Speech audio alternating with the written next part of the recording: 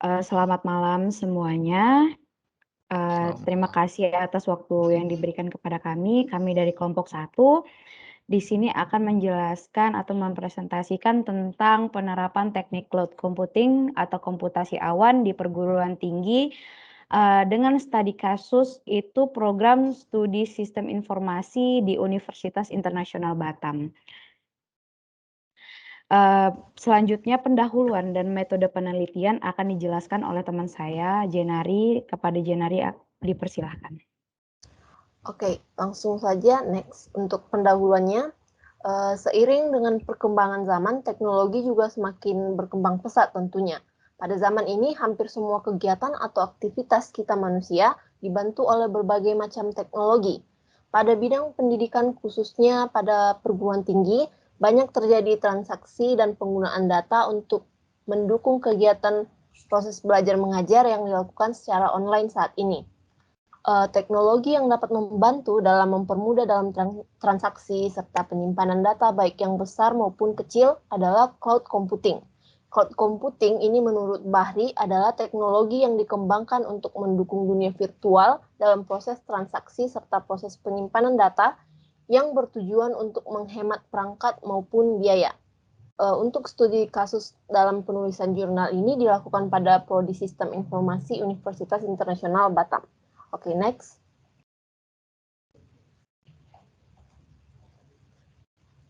Oke, untuk metode penelitian yang kami lakukan dalam proses penulisan jurnal ini, pertama adalah pendekatan pustaka. Menurut Huta Suhud, pendekatan pustaka adalah jenis penelitian yang mengumpulkan data dari literatur. Untuk pencarian literatur yang berkaitan dengan topik yang dibahas yaitu cloud computing.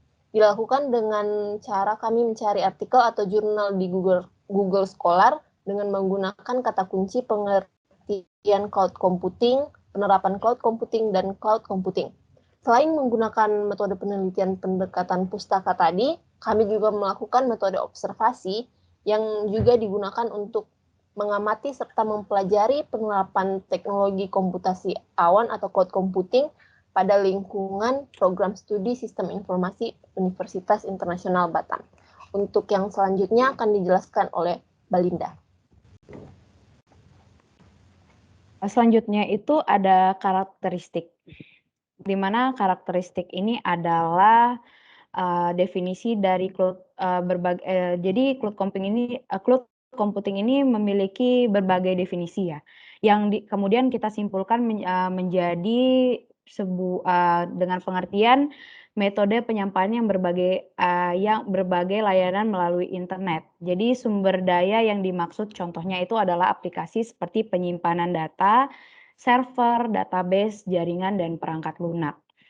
Jadi secara umum ada 3 tipe layanan pada cloud computing sendiri. Itu ada Infrastructure as a Service atau IaaS. Yang kedua ada Platform as a Services atau PaaS, and Software as a Service atau SaaS. Di sini mungkin rata-rata teman-teman udah ada yang mengetahui apa itu pengertian dari ketiga ini.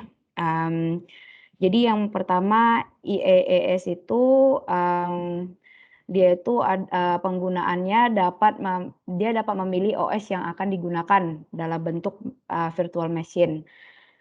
Penggunaannya juga dapat mengatur sumber daya untuk alokasi hardware.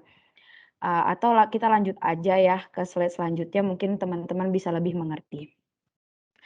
Di sini ada bagan terkait ketiga layanan tersebut. Di sini ada Infrastructure as a Service. Jadi kalau kita sebagai yang bisa kita lakukan itu pada Infrastructure as a Service itu ada databases yang kita bisa akses, security and integration, runtimes, application, dan yang tidak bisa kita manage itu ada yang di silvernya, yaitu servers, virtualization, server HY, storage, dan networking. Tapi kalau seandainya kita pada platform as a service Itu yang kita bisa manage itu hanya application-nya saja. Dan selebihnya itu yang kita tidak bisa me-manage-nya, yang bisa me-manage-nya itu adalah vendornya. Tapi pada software as a service, yang bisa me-manage semua ini hanya si vendor saja, gitu. Selanjutnya akan dijelaskan oleh teman saya. Baik, saya akan menjelaskan tentang manfaat dari cloud computing ini dalam universitas kita. Yang pertama, biayanya murah. Contohnya itu seperti pembelian mungkin storage yang lebih besar, karena mungkin aja kita bisa butuh lebih dari 5 terabyte. Tapi jujur aja ini udah kuliah semester 4 dan saya masih pakai nggak nyampe 1 tera kayaknya. Dan lanjutnya, tidak terlalu sulit untuk digunakan karena di zaman sekarang, di mana teknologi itu sudah menjadi kewajiban semua manusia, dan juga jadi semua itu harus sesimpel mungkin, segampang mungkin untuk digunakan. Yang ketiga, memiliki ketersediaan yang tinggi, responnya yang singkat, dan stabilitas, sehingga sangat menarik untuk digunakan dalam dunia pendidikan, khususnya di perguruan tinggi. Bisa kita pikirkan sekarang juga, kalau kita mau simpan file itu, gak ada lagi caranya pakai USB kah, ataupun dan lain-lainnya gitu. Semua itu udah pakai internet, download, upload, dan sebagainya. Digunakan untuk menyimpan data seperti nilai tugas, materi, sekolah, dan menyimpan prestasi dan sertifikat para mahasiswa. Hal ini penting untuk masa depan mahasiswa itu tersebut, dan supaya misalnya ada calon perusahaan yang ingin melirik mahasiswa gitu, mereka cek dari base record dari kuliahan tersebut. Selanjutnya akan dijelaskan oleh teman saya.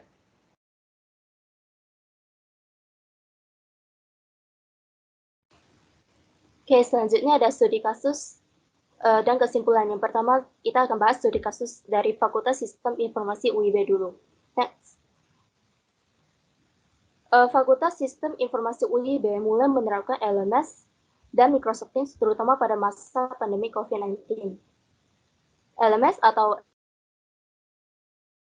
platform yang dirancang untuk memenuhi kebutuhan proses perkuliahan mahasiswa-mahasiswi dan dosen dalam sebuah universitas, seperti kumpulan materi, perkuliahan, penilaian tugas, dan tempat diskusi antar dosen dan mahasiswa, di mana mahasiswa dan mahasiswi serta dosen dapat akses ke akun masing-masing berdasarkan server khusus layanan email yang sudah disediakan oleh pihak UIB, ditujukan dan digunakan oleh staf dan mahasiswa dengan domain .uib.ac.id untuk situs LMS. Kemudian uib.edu untuk mahasiswa. Selanjutnya ada Microsoft Teams. Microsoft Teams ini merupakan sebuah platform yang digunakan untuk berkomunikasi antar beberapa pihak yang di dalamnya sudah tersedia beberapa fitur untuk membantu proses perkuliahan, seperti penginputan dan pengumpulan assignment, data, kalender, form chat, recorder, semua sudah tersediakan. Selanjutnya, untuk proses perkuliahan, UIB juga sudah menyediakan server khususnya. Next. Kita akan membahas bagian kelemahan dari studi kasus ini. Yang pertama yaitu membutuhkan jaringan yang lancar. Dikarenakan jaringan yang tidak stabil akan menyebabkan platform tidak akan berjalan sesuai kemauan. Diambil dari Microsoft Teams yang jika bertemu dengan jaringan yang tidak lancar, maka akan terjadi gangguan pada proses perkuliahan seperti reconnecting, suara yang terputus-putus, dan lain sebagainya. Kemudian yang kedua, yaitu terjadinya error, terutama saat terlalu banyak user yang akses ke platform. Dari LMS-nya sendiri, jika terlalu banyak user yang login ke dalam LMS, maka akan timbul error di mana sebagian mahasiswa tidak dapat proses masuk ke dalam akun LMS. Maka kejadian ini akan menghambat proses perkuliahan. Kemudian terakhir yaitu penggunaan bandwidth yang cukup besar. Microsoft Teams ini memiliki penggunaan bandwidth yang cukup besar, disimpulkan sebagai jumlah kapasitas transfer data dalam hitungan satuan waktu dan dengan kata lain bit per second. Next. Selanjutnya kita akan membahas mengenai kelebihan dan keuntungan dari platform ini. Selaku proses perkuliahan, adanya kelebihan yang terdapat pada sistem layanan cloud computing.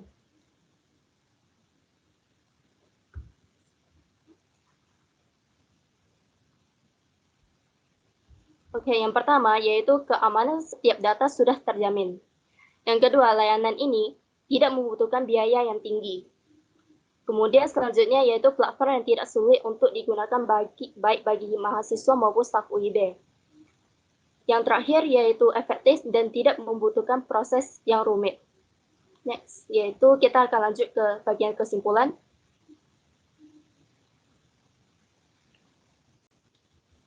Kesimpulan dari jurnal kami yaitu pada bidang pendidikan khususnya di pertengahan pandemi COVID-19, hampir seluruh kegiatan pembelajaran dilakukan secara online untuk mencegah terjadinya penularan di lingkungan sekolah. Cloud computing juga merupakan salah satu penyimpanan data baik yang besar maupun kecil. Secara umum, cloud computing biasa diartikan sebagai paradigma komputasi baru yang menjanjikan serta merupakan teknologi masa depan yang menyediakan berbagai layanan komputasi.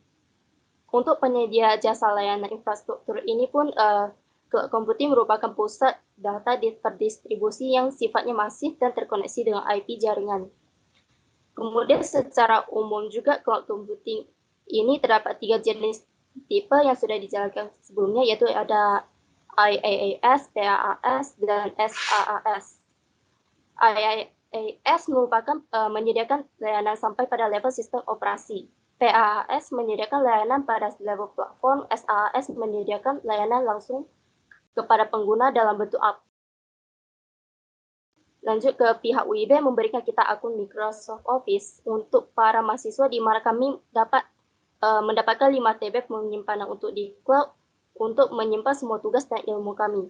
UIB juga memilih Microsoft Teams sebagai tempat berkumpulnya mahasiswa dan dosen dan melakukan penyimpanan data berupa nilai absensi, dan juga pengumpulan tugas dan lain sebagainya.